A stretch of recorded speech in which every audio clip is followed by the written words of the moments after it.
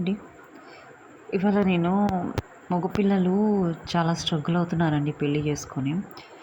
ఎందుకు చెప్తున్నాను అంటే, ఆడపిల్లలు ఇప్పుడు 25% అయితే, మగపిల్లలు 75% అండి. ఎందుకంటే, మంచోళ్ళని నమ్ముతారు గదా వీళ్ళు మగవాళ్ళు. అంటే సారీ అండి వెటకారంగా అన్నాను. అంటే చెడ్డ వాళ్ళని నమ్ముతారు. మంచి వాళ్ళని నమ్మరు గదా! అందుకే 75% మోసపోతున్నారు. అదే మంచి అమ్మాయి దొరికిందనుకో టార్చర్ పెడతారు. అవునా? ఇప్పుడు చూడండి అబ్బాయిలది. ఆ! తోక ఏమంటారు చూడు చెయ్యి కాలిన అమ్మ అమ్మ అంటే ఇట్లా నొప్పి లేచినప్పుడు అమ్మ అమ్మ అంటారు చూడండి. అట్లుంది వీళ్ళ పరిస్థితి. ఆ! ఒక మంచి అమ్మాయి దొరికిందనుకోండి దాన్ని నాశనం చేస్తారు. టార్చర్ పెడతారు. ప్రశాంతంగా ఉండనివ్వరు. దాంతోటి సంసారం చేయడానికి చేతకాదు. అవే అడ్డమైనవి దొరికినాయి అనుకోండి. ఇప్పుడు చూడండి ఎక్కడ ఎవరికి చెప్పాలా? ఎవరు చెప్పుకోవద్దా అని ఒకటే ఏడుపు. ఇంక అందులోటి లవ్ మ్యారేజెస్ చేసుకొని ఏం చేస్తారు నాన్న? తల్లిదండ్రులు చూసినాయే చక్కగా లేవు. మీరు లవ్ చేసుకొని తర్వాతకి ప్రాపర్ అండర్స్టాండింగ్ లేకపోతే మీకు ఎవరు సపోర్ట్ చేస్తారు? తల్లిదండ్రుల రారు. అవునా? అత్తమామన ఇంకా 4 చెప్పి దొబ్బించుకొని ఉన్నది వసూలు చేసి పంపిస్తారు. లవ్ మ్యారేజ్ చేసుకుని ఇక అంతే అర్థం. ట్రాప్లో పడేస్తున్నారు ఈ మధ్య. పోనీ వాళ్ళు తీసుకోకపోయినా కూడా అది చేసుకున్నది ఏదో ఉంటుంది కదా, అది మిమ్మల్ని నిండా ముంచేసి పోతుంది. ఎటు కాకుండా ఇటు తల్లిదండ్రులకు కాకుండా ఇటు సంసారంలో లైఫ్లో సెటిల్ కాకుండా నాశనం చేసి మధ్యలో వదిలేసిపోతున్నారు.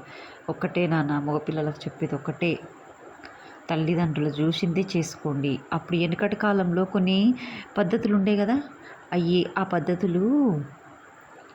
ఆ పద్ధతుల వాల్యూ ఇప్పుడు తెలిసి వస్తుంది.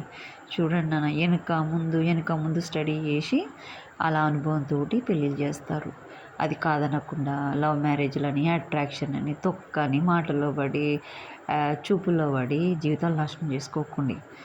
ఇప్పుడు కూడా చెప్తున్నాను, మంచి భార్య దొరికిందనుకోండి సంతోషంగా సంసారం చేసుకోండి. గయ్యాలి దొరికిందనుకోండి దానికి గయ్యాలిది, దీన్ని ఎట్లా హ్యాండిల్ చేయాలనేది నేర్చుకోండి. అవునా? లేకుంటే తల్లికి కోడలికి అంటే మీ మమ్మీకి నీ భార్య పడట్లేదు అనుకోండి, వాళ్ళ మధ్యలో ప్రేమ ఉండేలా తెలివితోటి మసులుకోండి. అన్నీ ప్రొవైడ్ చేయండి. లేకుంటే ఇది మోసం చేస్తుందని మీకు అనుమానం ఉంటే దానికి అన్నీ అప్డేట్ చేస్తూ నీ పేరు మీద చేసుకుంటూ ఆస్తులు సంపాదించుకో. అవన్నీ నీ పేరు మీదనే చేసుకొని ఆస్తులు సంపాదించు. దానికి ఎంతనో కొద్ది ఖర్చుకి ఇచ్చేసేయి. నీకు అట్లా అనుమానం ఉంటే, అది తను చేష్టల తేడాగా అనిపిస్తేనే. అవునా? మ్యాక్సిమం అయితే ప్రాపర్టీస్ నీ పేరు మీదనే రాయించుకున్నాను. ఎందుకంటే భర్తని ఇంకొకటి, నీ భార్య ఉన్నప్పుడు నువ్వు చెడు పనులు చేసినావు అనుకో, అదిగా నీ ప్రూఫ్లన్నీ బయట పెట్టి అట్లా కూడా వసూలు చేసేటివి ఉంటాయి. అనుకోకు, మొత్తం బయట పెడతారు. ఇవాళ రేపు చాలా ఫాస్ట్ అయ్యారు. మంచి అమ్మాయి దొరకడం అంటే వాని అదృష్టం. అది తెలుసుకోవట్లేదనుకో వాని దురదృష్టం. నిజంగా చెప్తున్నా.